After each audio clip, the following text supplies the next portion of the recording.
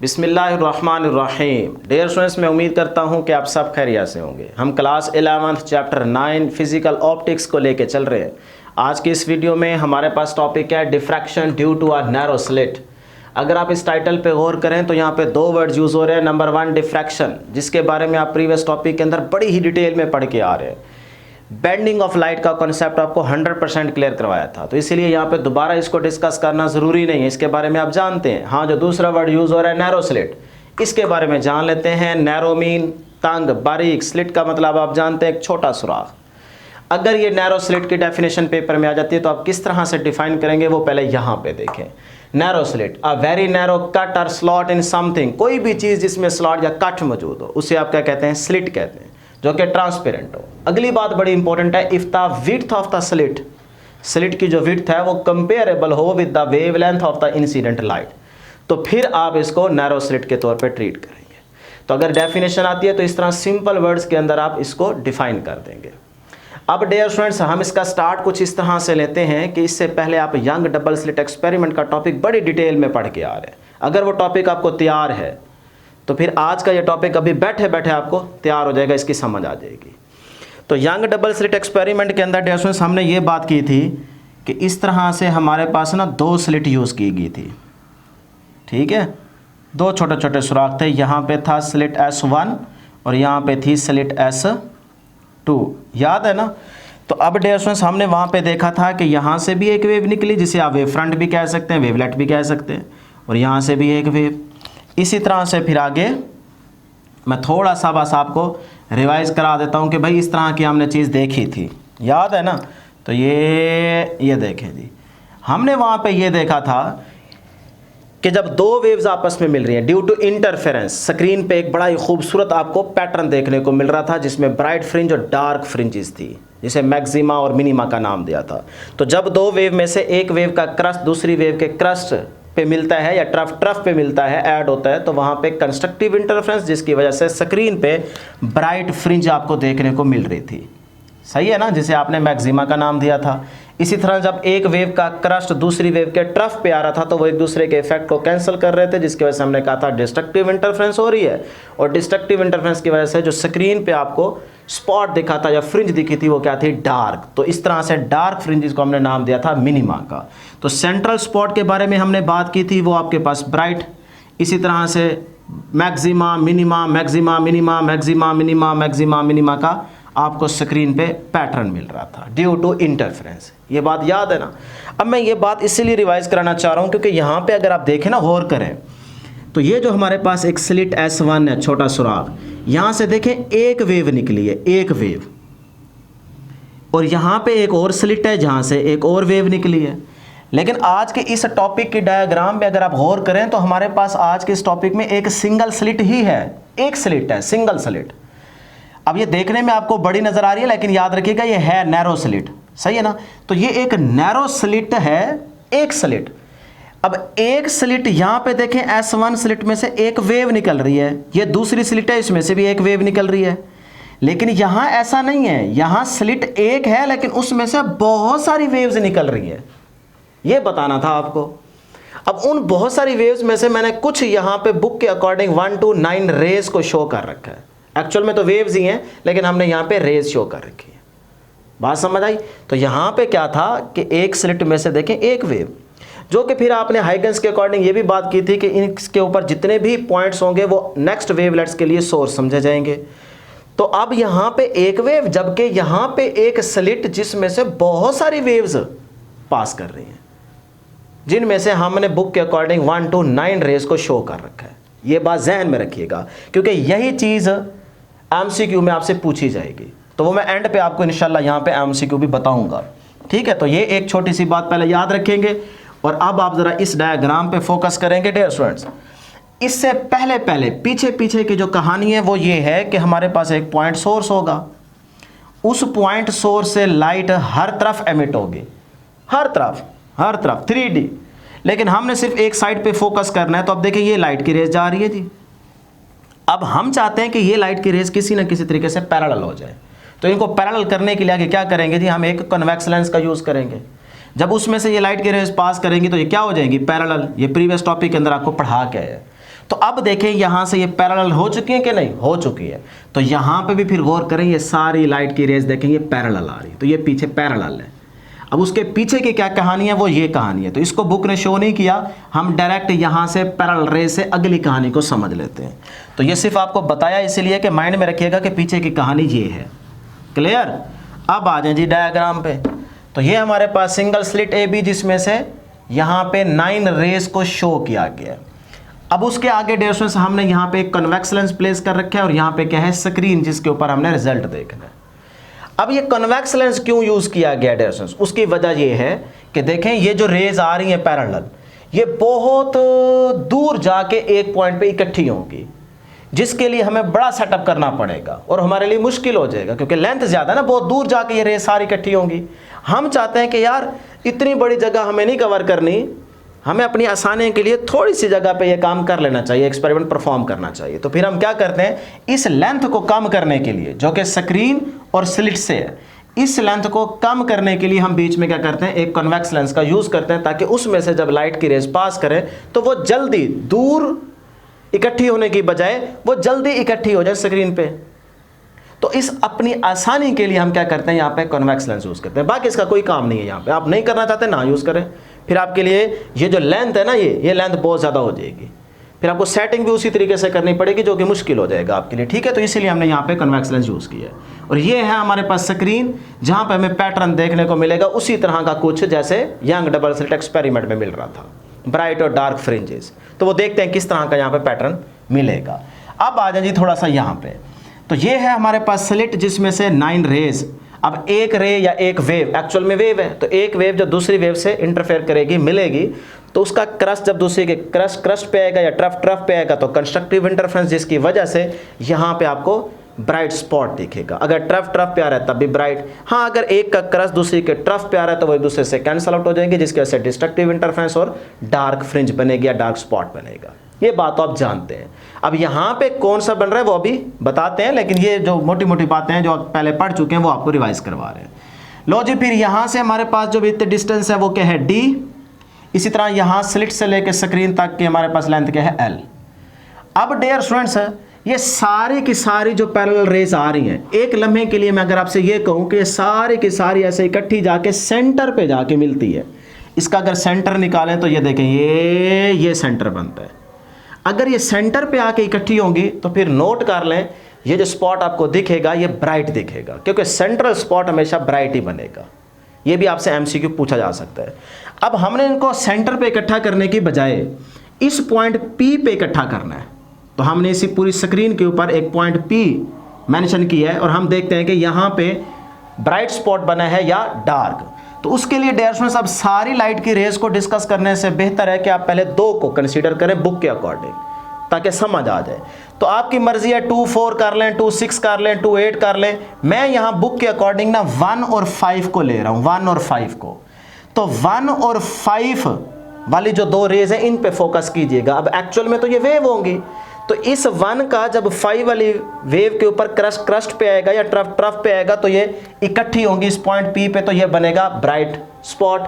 अगर ये एक दूसरे से कैंसल आउट होगी तो फिर यहाँ पे बनेगा डार्क स्पॉट। यही बात समझ आती है? तो इसी तरह देखें, ये दोनों रेज गई, ये इकट्ठी होगी पॉइंट P के ऊपर। तो अब मैं एक लम्हे के लिए ये मान लेता हूं कि ये जो मेरा पॉइंट P है, ये हमारे पास जो स्पॉट बन रहा है ये बेसिकली क्या है, डार्क मिनिमा। तो अगर ये मिनिमा है तो इस मिनिमा के लिए, क्योंकि ये तो ब्राइट या डार्क अगर बन रहा है तो ये कौन डिसाइड करता है, पाथ डिफरेंस, पहले पढ़ा के आ रहे हैं। तो अगर मैं एक लम्हे के लिए मान लूं कि ये मिनिमा है, ये मिनिमा है, कौन सा मिनिमा, फर्स्ट मिनिमा, क्योंकि सेंटर तो बनेगा ना ब्राइट। तो उसके बाद सपोज करो कि ये फर्स्ट मिनिमा है। तो अगर ये फर्स्ट मिनिमा है तो फिर इसके लिए वेवलेंथ क्या होगी, क्योंकि वेवलेंथ या पाथ डिफरेंस पे ही तो डिपेंड करता है कि ये डार्क बनेगा या ब्राइट। तो मैं एक लम्हे के लिए पहले कंसीडर कर रहा हूं कि ये फर्स्ट मिनिमा है, तो फिर इसके लिए हमें पाथ डिफरेंस निकालना पड़ेगा। तो वो पाथ डिफरेंस निकालते हैं। देखिए ये 2 रेज आ रही हैं 1 और 5, ये इतना हिस्सा। तो इतने हिस्से का अगर हम नाम रखना चाहें तो डिस्टेंस वो क्या बनता है, d/2। क्योंकि देखो यहाँ A से B तक पूरी हमारे पास क्या है, d। अगर मैं इसका हाफ कर दूं, ये हाफ ही हो रहा है ना, देखें यहाँ तक ये क्या हो रहा है हाफ, 1 to 5, तो अगर यहाँ तक हाफ है तो ये बन जाएगा d/2। सही। अब डियर स्टूडेंट्स मैं इन रेस के ऊपर ना एक परपेंडिकुलर ड्रा करता हूँ ताकि मुझे पता लगे कि 1 और 5 के बीच में वाकई कोई पाथ डिफरेंस है कि नहीं है, या बराबर तो नहीं है। तो 1 स्टार्ट हो रही है यहाँ से और 5 वाली स्टार्ट हो रही है देखें यहाँ से। तो अगर मैं यहाँ पे एक परपेंडिकुलर ड्रा करूँ, ये देखें ये मैंने परपेंडिकुलर ड्रा किया, तो मुझे पता चल गया कि 5 का जो ये वाला पोर्शन है ना, इतना हिस्सा, ये देखें इतना हिस्सा इससे क्या है ज़्यादा, तो पाथ डिफरेंस आ गया कि नहीं आ गया 1 और 5 के बिटवीन। तो ये जो पाथ डिफरेंस आया है 1 और 5 के बिटवीन, ये वाला, इसको मैंने कैलकुलेट करना है। तो फिर इस पॉइंट को मैं नाम दे देता हूँ A और इस पॉइंट को नाम दे देता हूँ B। सही है जी। तो ये मेरे पास एक देखें मिनी ट्राइंगल बन रही है ये वाली। इस ट्राइंगल को मैं बाहर निकाल लेता हूँ, ये देख रहे हैं ना, ये ट्राइंगल आ गई ये वाली। इस ट्राइंगल को डियर स्टूडेंट्स आप बाहर निकालें, थोड़ा सा बड़ा करके दिखाया ताकि आपको नजर आए, अदरवाइज यही मिनी ट्राइंगल मैंने बाहर निकाल दिया। यहाँ पे एंगल क्या बनेगा थीटा। अगर ये एंगल थीटा है, जिस एंगल पे ये क्या हुई है बेंड हुई है, तो ये एंगल भी क्या होगा थीटा होगा। ये पॉइंट वही A आ गया और ये हमने स्मॉल a रख दिया पॉइंट का नाम, और इस पॉइंट का नाम क्या है B है, क्योंकि हम 1 और 5 के बिटवीन पाथ डिफरेंस निकालना चाह रहे हैं। सही है जी। तो फिर डियर स्टूडेंट्स ये ट्राइंगल अलग हो गई। अब यहाँ से हमें क्या चाहिए, हमें ये पाथ डिफरेंस चाहिए AB, हमें ये AB पाथ डिफरेंस कैलकुलेट करना है। तो कैसे कैलकुलेट करते हैं, देखें जी ट्राइंगल है तो हम यहाँ से साइन थीटा निकालते हैं। तो sine theta is equal to क्या होता है जी, परपेंडिकुलर ओवर हाइपोटेन्यूज। ठीक है जी। अब परपेंडिकुलर एंगल के सामने वाला होता है, ये साइड कौन सी है AB, तो ये आ गया AB डिवाइड बाय हाइपोटेन्यूज। यहाँ पे एंगल देखें 90 है, तो 90 के सामने वाली साइड, तो ये आपके पास क्या है हाइपोटेन्यूज। अब इस साइड का नाम देखें क्या है, ये इतनी साइड है ना, तो ये है d/2, तो ये आ गया d/2। तो यहाँ लिख दें डियर स्टूडेंट्स d/2। क्लियर। अब पाथ डिफरेंस का नाम क्या है, देखें AB, यही निकालना है, तो यहाँ से ये AB निकाल लें, तो ये आ जाएगा जी AB इज इक्वल टू, ये इधर आ जाएगा d/2 into sine of theta. लो जी ये हमारे पास इक्वेशन आ गई dear students, equation number 1। Clear. अब dear students A to B तक अगर आप गौर करें, जितना आपने ये डिस्टेंस देखा है ना, ये जितना पार्ट डिफरेंस आ रहा है, इसका डबल ये बन रहा है। तो इसका मतलब इस वेव में तो यहाँ पे एक क्रस्ट है और एक क्या है ट्रफ, तो फिर ये क्या बन गई, पूरी एक वेवलेंथ नहीं बन गई। तो इसका मतलब ये कितनी बन जाएगी, ये उसकी क्या है हाफ। इसमें या क्रस्ट आ रहा होगा या ट्रफ आ रहा होगा, तो इसका हाफ करेंगे तो क्या बन जाएगा λ/2 हाफ। तो एक तरह से मैं ये कह सकता हूं कि ये जो पाथ डिफरेंस आ रहा है AB, ये जो पाथ डिफरेंस आ रहा है AB, ये किसके बराबर है, λ/2 के बराबर है। ये बन गई क्वेश्चन नंबर 2। अब जरा इन दोनों इक्वेशंस को हम कंपेयर कर लेते हैं। सही है जी। इधर भी देखें AB है, इधर भी AB है, तो फिर मैं इसको लिख सकता हूं फ्रॉम इक्वेशन 1 and 2, या कंपेयरिंग इक्वेशन 1 and 2। तो ये बन जाएगा डियर स्टूडेंट्स हमारे पास d/2 sine of theta is equal to λ/2। अब ये 2 से कैंसल, तो यहाँ से आपको इक्वेशन मिल गई जी lambda is equal to d sine of theta. ये आ गई जी हमारे पास इक्वेशन वेवलेंथ के, यही तो हमें चाहिए थी। सही है। तो ये फर्स्ट मिनिमा के लिए, देखिए हमने इसको पॉइंट को क्या माना था, कंसीडर किया था फर्स्ट मिनिमा डार्क, तो उसके लिए हमने क्या निकाली है वेवलेंथ, तो वो क्या आ गई d साइन ऑफ थीटा। अब इसकी जनरल इक्वेशन कैसे बनेगी, क्योंकि आगे देखें 1 और 5 के अलावा 2 6 हो सकती है, 4 8 हो सकती है, आप कोई भी दो ले सकते हैं। तो उसके लिए फिर जनरल इक्वेशन आपको लिखनी पड़ेगी और वो आ जाएगी m lambda is equal to d sine of theta. ये हमारे पास जनरल इक्वेशन आ जाएगी। अब इसमें जो m होगा वो m की वैल्यू आप पुट करेंगे +-1 +-2, फिर इसी तरह से 3, फिर आप टू सोन चलते जाएंगे। हाँ इसमें 0 पुट नहीं कर सकते, क्यों, क्योंकि देखो जब आप 0 पुट करेंगे तो वो तो सेंटर पे सारी रेज आके इकट्ठी हो रही तो वहाँ तो ब्राइट फ्रिंज बनेगी। तो इसलिए 0 के अलावा +-1 +-2 +-3 आप पुटिंग करते जाएंगे यहाँ पे, तो इस तरह से आपके पास एक जनरल इक्वेशन के मुताबिक उन रेस का रिजल्ट आता जाएगा। सही है। अब आपकी मर्जी है कि देखें 1 और 5 ये हाफ बनता है ना, तो 1 और 5 का जो लैम्डा है वो d sin थीटा रिजल्ट आया है। इसी तरह से अगर आप 2 और 6 लेना चाहें, देखें 1 से आगे एक जंप करें तो अगली रे आ रही है 2, इसी तरह से अगर 5 से अगली देखें तो 6 आ रही है, तो आप 2 और 6 का अगर रिजल्ट निकालेंगे तब भी यही रिजल्ट आएगा। इसी तरह अगर 4 देखें, नहीं 2 के बाद अगली क्या है 3, इधर से क्या है 7, तो 3 और 7 का रिजल्ट निकालें तब भी यही आएगा। इसी तरह से 4 और 8 का रिजल्ट निकालें तब भी यही आएगा, इस तरह से। तो ये एक इसका मतलब है कि ये बराबर की वेवलेंथ पे है, तो फिर इनका रिजल्ट भी क्या आएगा, सेम आएगा। तो अगर आप यहां हाफ तक नहीं निकालना चाह रहे, 1 to 9 का निकालना चाह रहे हैं, तब भी रिजल्ट यही आएगा। अब ये नेट रिजल्ट होगा ओवरऑल। हालांकि इसके अंदर कुछ ब्राइट फ्रिंज भी बन रही होंगी, ब्राइट स्पॉट भी बन रहे होंगे, लेकिन वो इतने ज़्यादा नहीं होंगे, वो मिक्सअप खाता होगा। लेकिन जो डार्क बन रहे हैं वो भी 100% परफेक्टली डार्क नहीं होंगे, उसके अंदर भी थोड़ी बहुत मिलावट ज़रूर होगी, जिसकी वजह से हम जो नेट रिजल्ट निकालते हैं वो क्या आता है, वो मिनिमा का आता है, डार्क फ्रिंज का आता है, डार्क स्पॉट का आता है। क्योंकि ये इक्वेशन तो आपने यंग डबल स्लिट एक्सपेरिमेंट के टॉपिक में देखी थी, ये तो कंस्ट्रक्टिव इंटरफेरेंस के लिए थी, लेकिन आज देखें मिनिमा के लिए, मतलब डिस्ट्रक्टिव इंटरफेरेंस के लिए इस टॉपिक के अंदर ये इक्वेशन आ चुकी है। उसकी वजह क्या है कि इसके अंदर नेट रिजल्ट जो देखा गया है वो डार्क फ्रिंज का है, जिसकी वजह से ये रिजल्ट आया है। ये जहन में रखिएगा। तो इस तरह डियर स्टूडेंट्स बाकी भी आप करना चाहें तो कर सकते हैं, लेकिन ज़रूरत नहीं है क्योंकि बुक ने यही कैलकुलेशन की है, तो आप भी यहीं तक करेंगे। हाँ, इसके अलावा अगर आपको कंस्ट्रक्टिव के लिए करना चाहते हैं अलग से तो वो कर लें, फ़ायदा कोई नहीं, बस हमने बुक के अकॉर्डिंग डिस्ट्रक्टिव इंटरफेरेंस के लिए ही फर्स्ट मिनिमा की इक्वेशन निकालनी है। अब डियर स्टूडेंट्स इसी तरह से 1 to 9 आप देखेंगे तो वो भी सारी रेस क्या हो रही है, इस पॉइंट पे आके इकट्ठी हो रही है, जिसकी वजह से नेट रिजल्ट ये आ गया। अब हमें स्क्रीन पे जो रिजल्ट दिखेगा वो उस तरह का नहीं होगा जैसे यंग डबल स्लिट एक्सपेरिमेंट के अंदर था कि मैक्सिमा मिनिमा मैक्सिमा मिनिमा, बल्कि उससे थोड़ा सा हट के होगा उसी तरह का, लेकिन थोड़ा सा हट के होगा, वो इस तरह का रिजल्ट होगा। ये आपको स्क्रीन पे पैटर्न दिखेगा। अब ये भी है इंटरफेरेंस, लेकिन बेसिकली इसके अंदर देखें टॉपिक है diffraction due to a narrow slit. अब उसके अंदर यहां पे जो आप पैटर्न देख रहे होंगे वो ये वाला पैटर्न होगा। इसमें देखें पहले क्या है, वही सेंट्रल पार्ट आ जाएगा ब्राइट फ्रिंज, तो ये ब्राइट, फिर देखें इस साइड पे डार्क, फिर ब्राइट, फिर डार्क, फिर ब्राइट, फिर डार्क, फिर आगे देखें डार्क। तो अभी इसके जरा लेवल पे गौर करें, इसका अगर हम इंटेंसिटी लेवल चेक करना चाहें, जिस तरह से यंग डबल स्लिट एक्सपेरिमेंट में क्या था, pure 100% dark fringe, perfectly dark, perfectly bright fringes बन रही थी, लेकिन यहां ऐसा नहीं होता।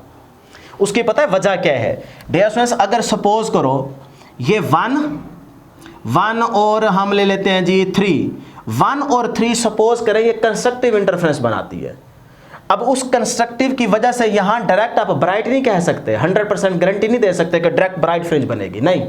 अब हो सकता है उस 1, 3 की वजह से तो ब्राइट बन रही हो, लेकिन उसके बाद ये जो 5 और 7 है, 5 और 7 का भी ब्राइट बन रहा हो, लेकिन इन 5 और 7 का जो रिजल्टेंट होगा और 1 और 3 का जो रिजल्टेंट वेव होगी, वो जब दोनों रिजल्टेंट वेव आपस में मिले वो एक दूसरे से कैंसिल हो जाए, फिर तो वो तो भी डिस्ट्रक्टिव इंटरफेरेंस बन जाएगा, जिसकी वजह से डार्क फ्रिंज देखने को मिलेगी। इसलिए नेट रिजल्ट की बात करनी है। नेट रिजल्ट है डार्क मिनिमा, जिसकी वजह से ये इक्वेशन निकाली है। फिर से सुन लें, 1 और 3 हो सकता है कंस्ट्रक्टिव इंटरफेरेंस की वजह से ब्राइट फ्रिंज बना रही हो, ठीक है, दोनों इकट्ठी होंगी एक वेव बन जाएगी। कंस्ट्रक्टिव है ना, तो उसका रिजल्टेंट बड़ा हो जाएगा, उसका इंटेंसिटी लेवल बढ़ जाएगा, बड़ी वेव हो जाएगी। इसी तरह 5 और 7 सपोज करें ये भी कंस्ट्रक्टिव बन रही है, इसकी इन दोनों को इकट्ठा करेंगे, क्रश पे आएगा, तो इसकी भी वेव बढ़ जाएगी, रिजल्टेंट बड़ा हो जाएगा। अब जो 5 और 7 का रिजल्टेंट आया है और 1 और 3 का रिजल्टेंट आया है, जब ये दोनों वेव्स रिजल्टेंट की मिलेंगी तो क्या पता क्रस्ट ट्रफ पे आ जाए, ट्रफ क्रस्ट पे आ जाए, कैंसिल हो जाए रिजल्ट, डिस्ट्रक्टिव इंटरफेरेंस, और उसकी वजह से डार्क फ्रिंज दिखती है। और होता भी ऐसे ही है इस टॉपिक के अंदर, जिसकी वजह से हम कहते हैं कि जो नेट रिजल्ट आ रहा है वो हमारे पास क्या है, डार्क फ्रिंजेस का। तो उसकी वजह से हमने इक्वेशन निकाली है। क्लियर? तो ये आपके पास पैटर्न है। तो इसमें देखें अगर हम इंटेंसिटी लेवल शो करना चाहें तो ये आपके पास ब्राइट, ये डार्क, इस साइड पे भी ये डार्क, फिर आगे देखें ब्राइट। गौर करने वाली क्या बात है कि यहां पे देखें ब्राइटनेस इंटेंसिटी लेवल ज्यादा है, फिर उसके बाद डार्क देखें फर्स्ट मिनिमा, जो फर्स्ट मिनिमा है उसकी इंटेंसिटी लेवल क्या है, कम है, क्योंकि इसके अंदर इसका मतलब कुछ ना कुछ ब्राइट भी आ रहा होगा स्पॉट, जिसकी वजह से उसका इंटेंसिटी लेवल देखें कम है, विड्थ कम है। फिर आगे देखें ब्राइट इसके कंपैरेटिवली कम हो गई है, इसका मतलब इसके अंदर फिर कुछ मिलावट होगी, डार्क फ्रिंजेस बन रही होंगी। फिर आगे देखें ये डार्क फ्रिंजेस की थोड़ी सी सेकंड मिनिमा जो आ रहा है उसकी विड्थ थोड़ी सी बढ़ गई है, ये यहाँ पे देखें बढ़ती जा रही है ना, यहाँ देखें कम, फिर आगे बढ़ती जा रही है, फिर आगे और बढ़ गई है। तो इस तरह ये आप लेवल शो कर सकते हैं। तो ये ब्राइट है तो इसका ग्राफ ऊपर जाएगा। फिर उसके बाद देखें ये क्या है, फर्स्ट मिनिमा, तो ये फर्स्ट मिनिमा इस साइड से ये फर्स्ट मिनिमा। फिर आगे देखें ये क्या है, सेकंड मैक्सिमा, क्योंकि ये तो मैक्सिमा आ गया ना, फर्स्ट मैक्सिमा तो ये आ गया। फिर अब ये क्या है, सेकंड, ये देखें सेकंड मैक्सिमा, इस साइड से ये क्या है, ये देखें सेकंड मैक्सिमा। फिर इसी तरह से ये आगे देखें सेकंड मिनिमा, यहाँ से ये सेकंड मिनिमा, फिर ये थर्ड मैक्सिमा, फिर ये क्या है थर्ड मैक्सिमा, फिर आगे चलते जाए। तो ये आपने ग्राफ ज़रूर शो करना है, बनाना है। क्लियर। अब लास्ट में डियर स्टूडेंट्स हम थोड़ा सा कंपैरिजन कर लेते हैं कि यंग डबल स्लिट एक्सपेरिमेंट के अंदर क्या चीज़ आपको देखने को मिली थी और आज diffraction due to a narrow slit के टॉपिक में आपको क्या चीज़ देखने को मिल रही है। ये शॉर्ट क्वेश्चन पक्का आता है कि डिफरेंस या comparison between the interference and diffraction. आज डिफ्रैक्शन और पीछे क्या थी, इंटरफेरेंस। तो फिर देखते हैं क्या फ़र्क है। सबसे पहले यहाँ पे मैंने कुछ पॉइंट्स लिखे हैं इंटरफेरेंस के बारे में। इंटरफेरेंस में आपने क्या देखा था, YDSC की बात कर रहा हूँ। The result of superposition of two light waves coming from the different wave fronts. Interference में यंग डबल स्लिट एक्सपेरिमेंट में आपने देखा था कि दो, याद है ना, ये अभी बताया है मैंने स्टार्ट में, दो डिफरेंट सोर्सेस से वेव्स आ रही थी, सही है। उसके बाद अगर आप आज के टॉपिक में देखें तो the result of superposition of two light waves coming from the different parts of the same wave front, different parts of the same wave front, यहाँ तो एक वेव फ्रंट है उससे डिफरेंट लाइट ऑफ वेव्स जा रही हैं, सही है जी। तो ये एक पहला फर्क आ गया। अगला फर्क देखें, इंटरफ्रेंस फ्रिंजेस, जो इंटरफ्रेंस के टॉपिक के अंदर या यंग डबल स्लिट एक्सपेरिमेंट के अंदर इंटरफ्रेंस फ्रिंजेस बन रही थी वो इक्वली स्पेस्ड की थी। ये जो स्पेस हमने कैलकुलेट की थी स्क्रीन के ऊपर, ये इस तरह से वो जो स्पेस आई थी ना, वो मैंने करके दिखाया था, याद होगा, वो इक्वली स्पेस थी, उसमें कोई कम कोई ज़्यादा नहीं था, इक्वली स्पेस। लेकिन आज देखें जो डिफ्रैक्शन फ्रिंजेस बन रही हैं आज के टॉपिक में वो नॉट इक्वली स्पेस्ड, देख रहे हो, स्पेस्ड इक्वल नहीं है, कहीं कम कहीं ज़्यादा। ये दूसरा डिफरेंस आ जाएगा। तीसरा, ऑल मैक्सिमा सेम इंटेंसिटी, यानी कि जो यंग डबल स्लिट एक्सपेरिमेंट या इंटरफेरेंस के टॉपिक में आपने देखा था मैक्सिमा मिनिमा बन रहे थे, वो जो मैक्सिमा बन रहे थे उनका इंटेंसिटी लेवल सेम था, इंटेंसिटी सबकी सब मैक्सिमा की सेम थी। लेकिन आज के टॉपिक में देखें all maxima not of the same intensity. हमने यानी कि आपको बताया है कि आज के पैटर्न में आप देखें इंटेंसिटी सेम नहीं है, डिफ्रैक्शन के अंदर देखें इंटेंसिटी लेवल सेम नहीं है। क्लियर। अगला पॉइंट देखें जी, points are minimum intensity are the perfectly dark in interference. Perfectly dark वहां पे बनी थी इंटरफेरेंस में, लेकिन आज के टॉपिक में परफेक्टली डार्क नहीं बन रही। तो इस तरह ये 4 पॉइंट्स मैंने सिर्फ डिफरेंस के तौर पे या कंपैरिजन के तौर पे शो किए। इनको आपने अच्छे तरीके से तैयार करना है, याद रखना है। यहाँ से MCQ भी बनते हैं और ये शॉर्ट क्वेश्चन में भी पूछा जा सकता है। लो जी, ये थी हमारे पास आज के इस टॉपिक की डिस्कशन। उम्मीद करते हैं कि आपको हर एक चीज़ क्लियर होगी। बस इतना ही आपने तैयार करना है। जो कुछ मैंने यहाँ पे समझाया है वो अगर आप एक्सप्लेनेशन या ऑब्जर्वेशन में लिख देंगे तो ये आपका लॉन्ग भी सेट हो जाए।